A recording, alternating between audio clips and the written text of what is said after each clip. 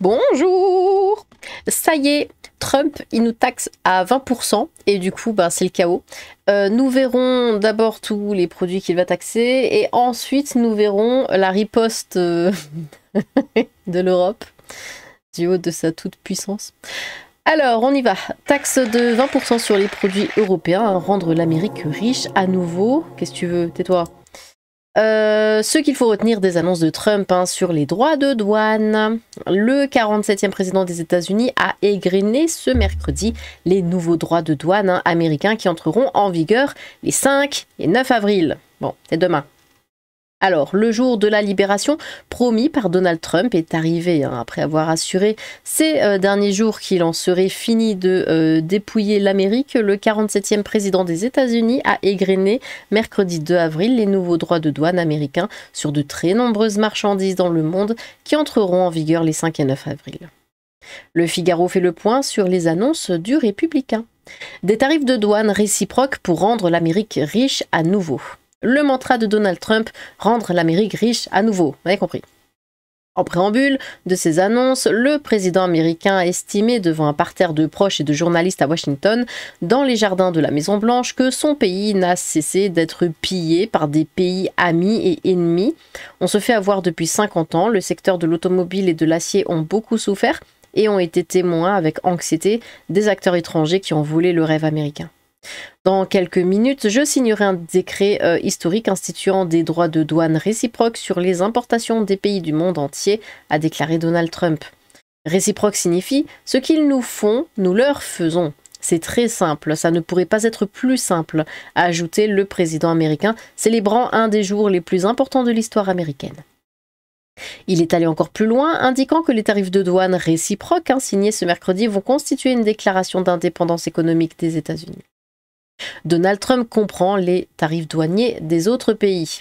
La situation n'est pas juste pour notre pays, a assuré Donald Trump. Il a notamment cité les 25 à 30% de taxes aux produits laitiers américains imposés par le Canada. On apporte pourtant beaucoup de subventions au Canada. On ne peut plus continuer comme ça. Il faut que nous nous protégions des pays qui nous font du mal économiquement. Et de critiquer l'Union européenne qui interdit les exportations de poulet américain dit au chlore, la Chine nous fait payer une surtaxe de 50% sur les produits américains, le Japon, nos amis, va jusqu'à oh mon Dieu, jusqu'à 700%. C'est parce qu'ils veulent vendre leur riz et c'est normal, je les comprends, a-t-il poursuivi. Et de continuer, on importe aujourd'hui tous nos ordinateurs, nos téléphones, nos puces. La Chine produit toujours plus de puces, alors que c'était un secteur que l'on dominait complètement auparavant. Ah bah oui, bah la Chine, de toute façon, s'il n'y a plus de Chine, il n'y a plus de monde, au bout d'un moment. Alors attendez, je mets juste un petit peu de baume à lèvres. On est reparti. Nous sommes là pour le travailleur américain. Donald Trump en a profité pour tancer Joe Biden. Il s'est dit être là pour le travailleur américain. Dans la dernière année de Sleepy Joe Biden, nous avons perdu des milliards et nous avons dû vivre avec ces décisions, critique le républicain. Nous avons perdu 90 000 usines durant le mandat, assure Donald Trump devant un parterre d'ouvriers sidérurgistes et de l'automobile américain. Il a assuré œuvrer pour le pouvoir d'achat du peuple américain. Toutes les automobiles fabriquées à l'étranger frappées par 25% de droits douaniers, indiquant que l'Union européenne, par exemple, a imposé plus de 10% de droits de douane sur les automobiles américaines, le républicain a confirmé qu'il allait imposer 25% de droits douaniers à toutes les automobiles à l'étranger sans distinction de leur provenance. L'Union européenne prélève effectivement un droit de douane de 10% sur les voitures importées d'Amérique. Jusqu'ici, les États-Unis imposaient des droits de 2,5% sur les véhicules particuliers fabriqués en Europe. Le 47e président des États-Unis a aussi annoncé en ce sens des baisses d'impôts pour les achats d'automobiles américaines. Si vous achetez une voiture aux États-Unis, vous obtiendrez un crédit d'impôt, a-t-il dit. Si nous arrivons à faire voter cette loi au Congrès, ce sera historique, s'est-il enorgueilli. 20% de taxes pour les marchandises européennes, les petits colis chinois ciblés. Toujours dans les jardins de la Maison-Blanche, Donald Trump a présenté par le biais d'un grand tableau les taxes qui s'appliqueront d'ici quelques jours sur les exportations des différents pays du monde. Mais ça, il l'avait fait aussi. Ici, ils avaient taxé tout ce qui sortait de l'Union européenne, en fait. Et on s'était pris des grosses taxes dans la tronche, en fait, hein, les droits de douane. Donc tout ce qui venait d'AliExpress, tout ça, c'est pour ça que c'est plus intéressant ces sites. Avant, c'était des prix vachement bas, c'était en centimes, hein. Maintenant, tout a énormément augmenté parce qu'il y a les... alors ça a sauté, je ne sais même pas où j'en suis. Parce qu'il y a les frais de port qui sont maintenant inclus dans les prix pour qu'on ait l'impression de ne pas les payer. Mais bon. Où est-ce que j'en étais? Estimant que la Chine frappait de 67% de droits de douane les marchandises américaines, il a annoncé que les produits chinois seront désormais... Mais et tu te tais? Oui, toi. Je m'en fiche. Oh. J'étais ouf. Que les produits chinois seront désormais taxés à 34%. Donald Trump a aussi signé un décret annulant l'exemption de droits de douane dont bénéficiaient les petits colis envoyés de Chine, un mécanisme qui a notamment permis aux géants chinois du commerce électronique Shein ou Temu de se développer aux États-Unis. Tais-toi! Il est insupportable. Il prévoyait jusqu'ici l'exemption de taxation pour tous les envois dont le contenu présentait une valeur allant jusqu'à 800$. Il a également indiqué que les produits européens seront taxés à 20%, les Vietnamiens à 46%, les Taïwanais à 32%, les Japonais à 24%, les Indiens à 26%, les Suisses à 31%, les Sud-Coréens à 25%, les Britanniques à 10%. Tous les produits étrangers seront d'ailleurs visés par un droit de douane plancher de 10%, a-t-il avancé. Donald Trump estime à 6 000 milliards de dollars les bénéfices issus des droits de douane. Le président américain a aussi estimé à 6 000 milliards de dollars les bénéfices issus des droits de douane. N'oubliez pas que toutes les prévisions des économistes sur les 20 dernières années étaient fausses. Le jour de mon élection, les marchés boursiers ont augmenté et je crois qu'on va encore battre des records. Les chiffres vont être encore meilleurs. Vous allez voir, des sites abandonnés vont reprendre vie. De nouvelles usines vont être construites, a-t-il ajouté. Nous allons fabriquer des puces, des médicaments ici aux États-Unis et l'industrie pharmaceutique va revenir, a-t-il clamé. Dimanche déjà, Peter Navarro, fidèle conseiller de Donald Trump à la Maison-Blanche, avait déclaré que les droits de douane vont rapporter environ 600 milliards de dollars par an, soit environ 6 000 milliards de dollars sur une période de 10 ans, a précisé Peter Navarro. Les droits de douane représentent des baisses d'impôts, des emplois, la sécurité nationale. Ils sont excellents pour l'Amérique. Ils rendront sa grandeur à l'Amérique, a-t-il ensuite martelé. Le dollar chute de 1% face à l'euro. En conséquence des annonces de Donald Trump, le dollar a chuté de plus de 1% face à l'euro. Le billet vert a perdu jusqu'à 1,09% et 1,0924 $1,0924 en 22h à 22h17 heure française. Il reculait également face à la livre, lâchant jusqu'à 0,75% et à 1,3025 $. Vers 22h40, le buck, autre surnom de la monnaie américaine, ne lâchait plus que 0,48% face à l'euro à 1,0845 et 0,68% face à la livre, 1,3003 revenant au niveau auquel il évoluait avant le discours de Trump. Première réaction internationale, plusieurs acteurs économiques et politiques européens ont réagi aux annonces de Donald Trump ce mercredi soir. L'industrie chimique allemande, dont les États-Unis sont le premier marché d'exportation, a appelé mercredi l'Union européenne à garder la tête froide dans sa réaction aux nouveaux droits de douane américains, soulignant qu'une escalade ne ferait qu'aggraver les dégâts. La réaction de l'UE devra être proportionnée, a aussi réagi le Premier ministre irlandais, Michael Martin.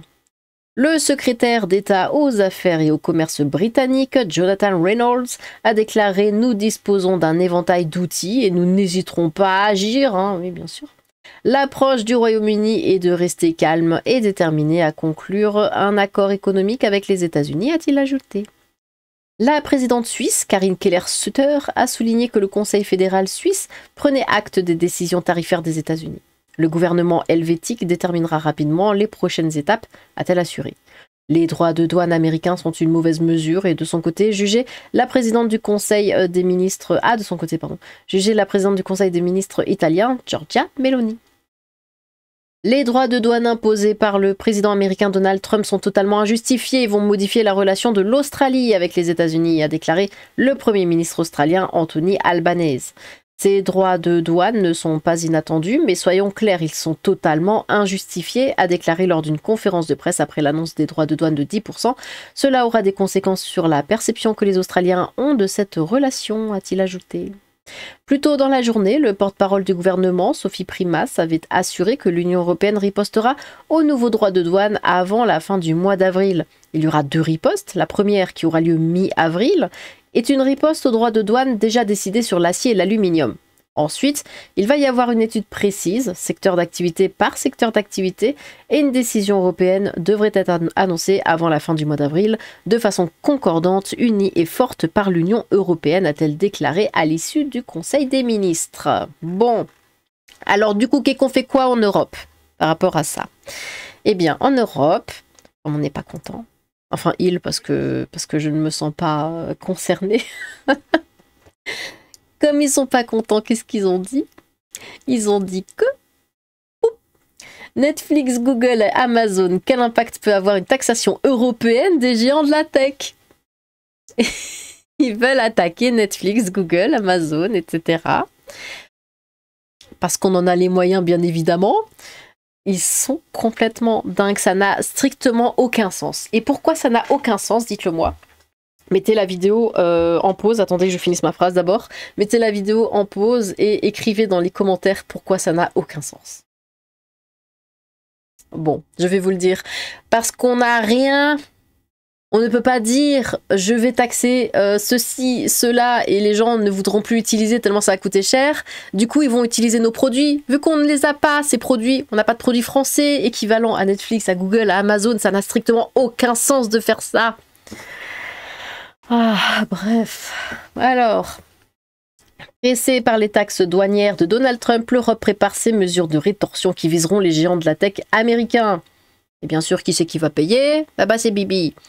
La tech américaine l'a bien compris, ce vendredi, le Nasdaq a de nouveau plongé à l'ouverture de Wall Street, signalant l'inquiétude des investisseurs pour l'avenir. Une deuxième journée dans le rouge, après les nouvelles taxes douanières astronomiques annoncées par Donald Trump. Pour l'Europe, ce sera 20%, un moindre mal par rapport à d'autres pays comme la Chine 34% ou le Vietnam 46%. La réponse de l'Union européenne ne s'est pas fait attendre, avec dans un premier, bon pourquoi pas, la mise en place de représailles à venir sur les produits américains comme les motos et les jeans. En réalité, peu de biens américains sont importés, en revanche, les services ne manquent pas. Messagerie, cloud, streaming, ces services numériques sont désormais la cible privilégiée de Bruxelles pour des annonces attendues d'ici la fin du mois. Quelle horreur, mais qu'est-ce qu'ils vont faire? Augmenter la taxe GAFA. Concrètement, que faut-il attendre? Des taxes qui viseront probablement les géants de la tech, allant de Google à Microsoft, en passant par Meta ou Amazon, même si les détails ne sont pas encore connus. Ils vont juste faire en sorte que Trump augmente la taxe européenne. Il va leur rironner en mode « mais vous n'avez rien pour contrer ça. Vous n'avez pas de produit en Europe équivalent à ça, donc vous allez de toute façon devoir les utiliser, vous n'avez pas le choix. » Et vu que vous avez été méchant avec moi, je vais encore augmenter, je vais le passer à 40%. Il existe déjà des taxes sur certains services, notamment les prestataires de publicité ciblés et les marketplaces, rappelle Marianne Lumeau, maîtresse de conférences en économie à l'université de Rennes et spécialiste de l'économie numérique. C'est des spécialistes, Effectivement, la France a mis en place en 2019 la fameuse taxe GAFA, portée par l'ex-ministre de l'économie Bruno Le Maire. L'idée était d'en finir avec l'optimisation fiscale des grands groupes américains qui redirigeaient leurs bénéfices vers l'Irlande, avec un taux d'impôt sur les sociétés plus faibles pour alléger massivement leur fiscalité dans les autres pays. Concrètement, cette taxe GAFA visa principalement les marketplaces géantes, Amazon, mais aussi eBay, Google ou encore l'allemand Zalando, et les prestataires de ciblage publicitaire Facebook, X, Criteo, c'est quoi Criteo? Fixée à 3% de leur chiffre d'affaires, cette taxe rapporte environ 800 millions d'euros par an à la France. Destinée à être mondiale, elle est finalement appliquée par de nombreux pays mais sans accord global. Elle reste néanmoins un sujet de tension entre l'administration Trump et ceux qui l'appliquent. Récemment, le Royaume-Uni a ouvert la porte à son abrogation.